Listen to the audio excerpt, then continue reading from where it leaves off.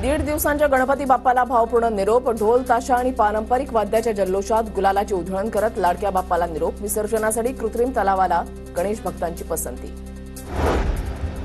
मुख्यमंत्री एकनाथ शिंदे यांच्या ठाण्यामधल्या घरच्या बाप्पाचं विसर्जन. मुख्यमंत्र्यांच्या कुटुंबाकडून दीड दिवसांच्या गणरायाला मनोभावी निरोप.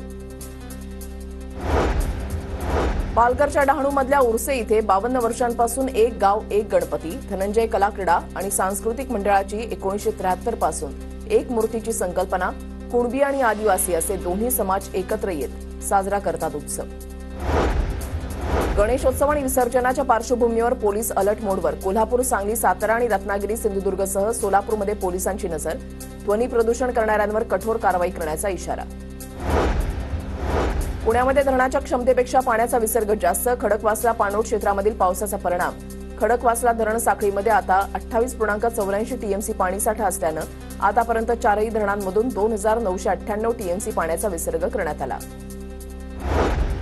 धुळ्यामध्ये सततच्या पावसामुळे उत्पादनाची सरासरी घटणार. कापूस, मका आणि तुरीवर विविध किडींचा प्रादुर्भाव.